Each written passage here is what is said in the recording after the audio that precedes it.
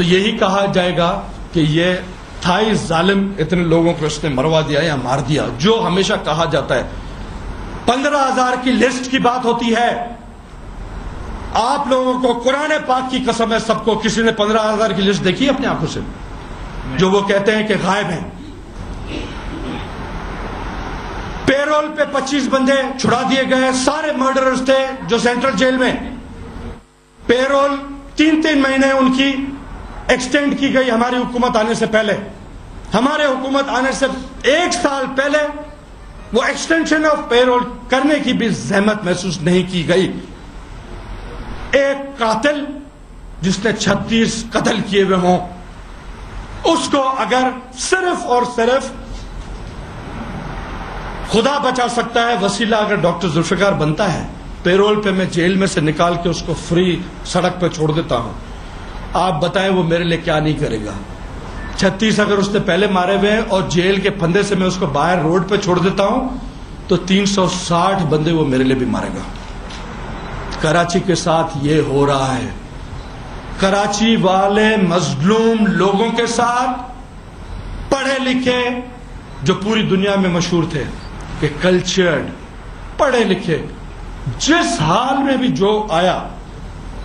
میرا دادا 200 سال پہلے جارجیا سینٹرل ایشیا سے آیا تھا، اکیلا آیا تھا، لٹ پٹ کے آیا تھا. جنگ میں اس کا باپ قتل ہو گیا، بھائی رستے میں بیمار ہو کے مر گیا. مرزا خسرو بیگ اس کا نام تھا. وہ میر کرم علی خان ٹالپور کے زمانے میں جب سندھ پہ ان کی حکومت تھی آج سے 200 سال پہلے، اس وقت وہ وایا ایران یہاں آیا تھا. اس کی عمر تھی 12 سال.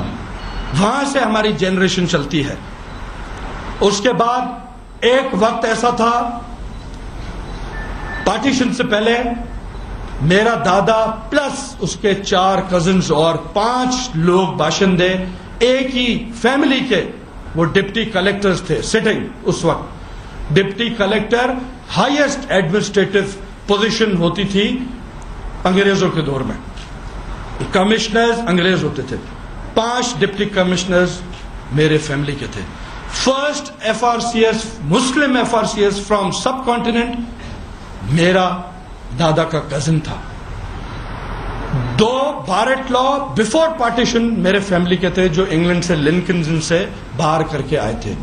ایڈوکیٹ جنرل بفور پارٹیشن میرے خاندان کا تھا، خان بہادر سکندر بیگ مرزا. تو میں کوئی ایسے ہی اٹھ کے کہیں سے نہیں آ گیا جو بولا جاتا ہے. گورنر صاحب نے ایک دن میری منہ ماری ہو گئی ایک لیڈر سے جس کا نام ہے انیس قائم خانی. گورنر صاحب نے دوسرے دن گورنر ہاؤس میں میٹنگ تھی، مجھے چیمبر میں بلایا اور کہا کہ ڈاکٹر صاحب آپ کیوں گرمی کھا جاتے ہو یار، چھوڑو مٹی پاؤ دور کرو. میں نے کہا میں گرمی بلا وجہ نہیں کھاتا. آپ مجھے صرف یہ بتائیں کہ انیس قائم خانی کتنے پرانے آپ کے لیڈر ہیں؟ بولا بہت پرانے، بڑی قربانیاں ہیں، بڑا اسٹرگل ہے اور بڑی ان کی پوزیشن ہے ہمارے پارٹی میں. میں نے کہا ذرا پلیز ان کے والد کا نام کیا ہے؟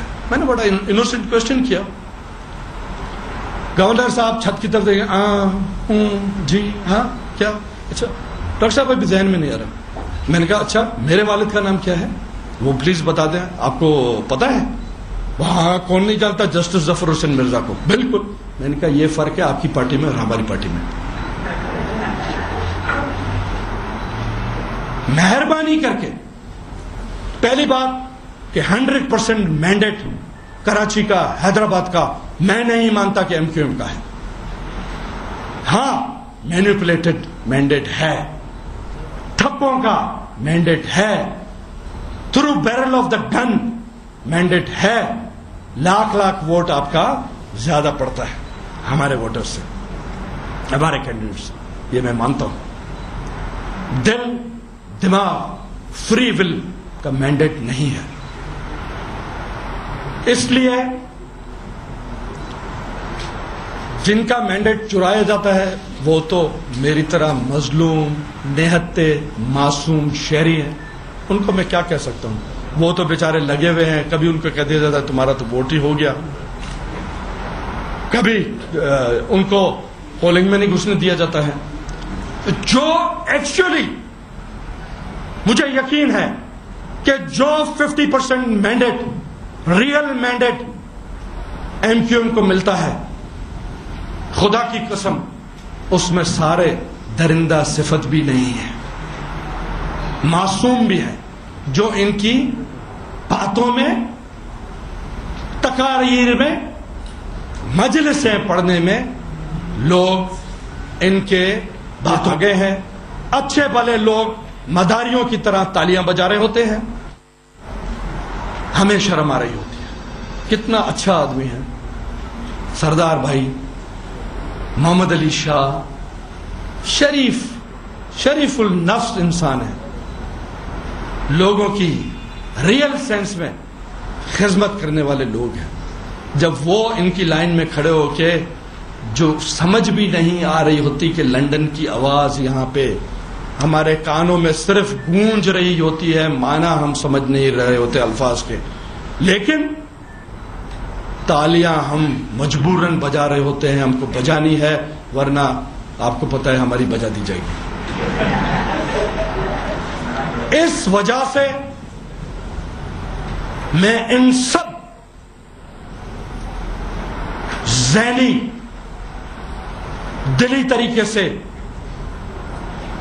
جن کی اولادیں، اولادوں کے فیوچر سب پاکستانی ہیں، پاکستان کی فیوچر جنریشنز جو قید میں ہے، جو زنجیروں میں جکڑی ہوئی ہے، ان کی زنجیریں آج میں توڑوانا چاہتا ہوں۔ میں دعوت دینا چاہتا ہوں کراچی اور حیدرآباد والوں کو، خدا کا واسطہ ہے، آپ لوگوں پہ مسلمان ہونے کے ناطے یہ فرض ہے کہ ظلم کے خلاف سامنے کھڑے ہو جاؤ۔ کھڑے نہیں ہو سکتے، کم از کم منع کرو ظالم کو، یار مت کرو یہ۔ وہ بھی نہیں کر سکتے، کمرے میں بیٹھ کے چھپ کے اخ تو کر سکتے ہو کہ ظالموں پہ لعنت ہے، وہ تو کرو اپنے گھروں میں بیٹھ کے، اگر باہر نکل کے نہیں کہہ سکتے۔ یہ بھی ایک جو حق کے لیے چل رہا ہے، حق کے لیے جو بات کر رہے ہیں، ان کی فتح ہوگی۔ کیبلوں والوں سے مجھے ہمدردی ہے جن کو ابھی گن پوائنٹ پہ بند کیا جا رہا ہے۔ فیوچر میں مجھے آپ چینل والوں سے ہمدردی میں ایڈوانس میں کر لیتا ہوں، یقیناً آپ میں سے شاید میری یہ چند چپتی ہوئی باتوں کی وجہ سے کچھ غیرت مند ماں کے غیرت مند بہادر بیٹے ولی بابر بننے جا رہے ہوں، ان سے میں پہلے معذرت کر رہا ہوں۔ ولی بابر کا کیا قصور تھا؟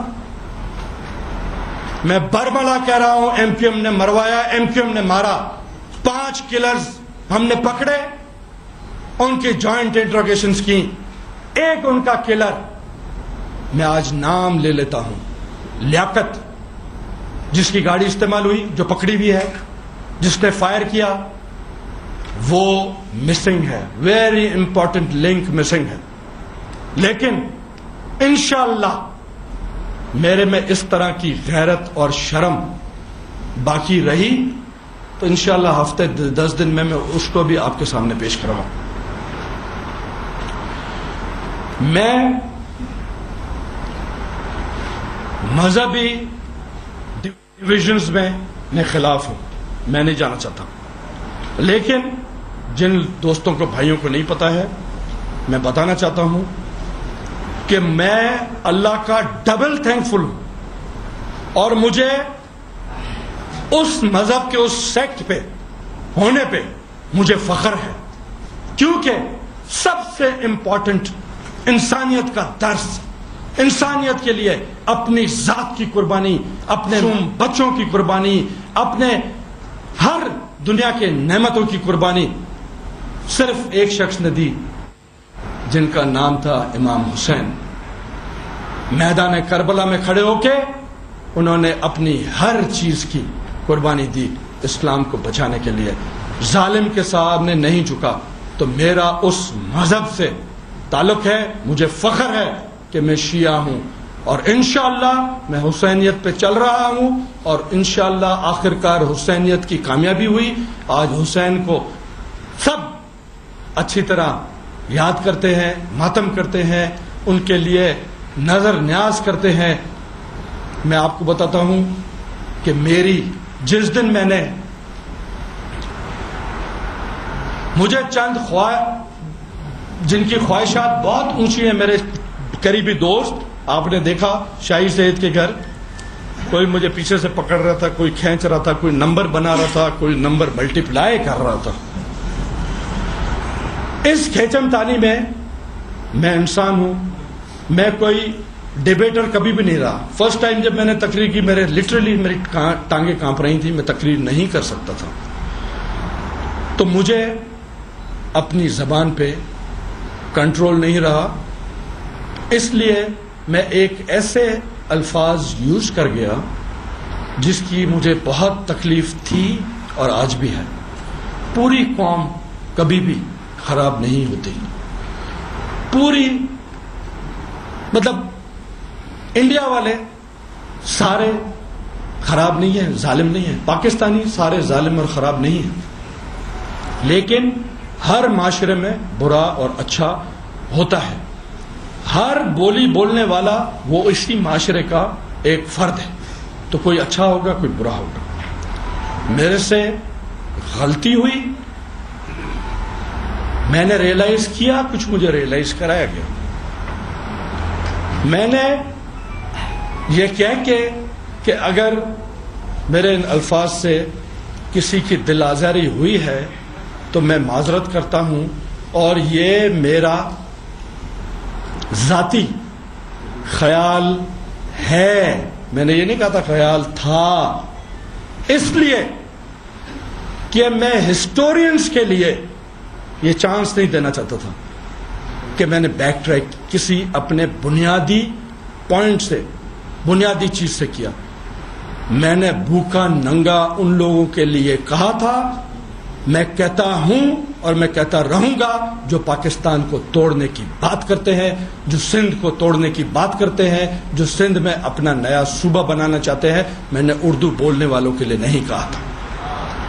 آپ لوگوں کے نالج کے لیے، انفارمیشن کے لیے میں آپ کو یہ بتانا چاہتا ہوں کہ میری 5 بہنیں ہیں، ایک بھائی ہے۔ میرے بھائی کی ان لاز وائف پنجابی اسپیکنگ ہے۔ میری بڑی بہن میرے سے، میں دوسرا نمبر ہوں فیملی میں، میری بڑی بہن کے شوہر حیدرآباد دکن کے رسپیکٹیبل مرزا بیگ فیملی کے ہیں، اردو اسپیکنگ ہے۔ میرے سے چھوٹی بہن وہ میرے چچا زاد بھائی سے بیاہی ہوئی ہیں، جو کہ 200 سال سے سندھی ہیں، جب سے میرے پردادا آئے تھے۔ اس کے بعد تیسری سسٹر کا نمبر آتا ہے جو ان میرڈ ہیں، انہوں نے شادی نہیں کی۔ اس کے بعد جو میری سسٹر ہیں وہ دہلی کے اردو اسپیکنگ میں میرڈ ہیں۔ آخری نمبر میری بہن دوبارہ حیدرآباد دکن کے سید شیعہ فیملی ہے، ان میں بیاہی ہوئی ہے اردو اسپیکنگ میں۔ میرے دادا کے سگے بھائی کی وائف اگین حیدرآباد دکن کی تھی، بہادر شاہ ظفر کی ڈائریکٹ ڈسینڈنٹ تھی۔ میری ساس مہاجر ہیں۔ میری ڈاٹر ان لا، میرے 2 بیٹے ہیں، ایک بیٹا میرا میرڈ ہے، میرے بیٹے کی وائف اردو اسپیکنگ ہے۔ میری 2 بیٹیاں ہیں، بڑی بیٹی کی انگیجمنٹ ہو گئی ہے، اگین اس کی انگیجمنٹ بھی، جو میرا وڈ بی سن ان لا ہے وہ اردو اسپیکنگ ہے۔ تو مجھے کوئی اردو اسپیکنگ سے، اردو بولنے والے سے میں مخالف نہیں ہوں، اگر ہوتا تو یہ سب چیزیں میں کبھی بھی نہیں ہونے دیتا۔ اور میں اس گھر میں جس میں میں گھرا ہوا ہوں اردو اسپیکنگ سے، اور آپ کو پتا ہے کہ کچن کا کنٹرول ہمیشہ عورت کے ہاتھ میں ہوتا ہے. میں یہ رسک ان کے خلاف ہو کے یہ نہیں لے سکتا کہ کھانا کھاؤں اور لیٹ جاؤں. تو اس لیے میں ایک آپ کو ریئل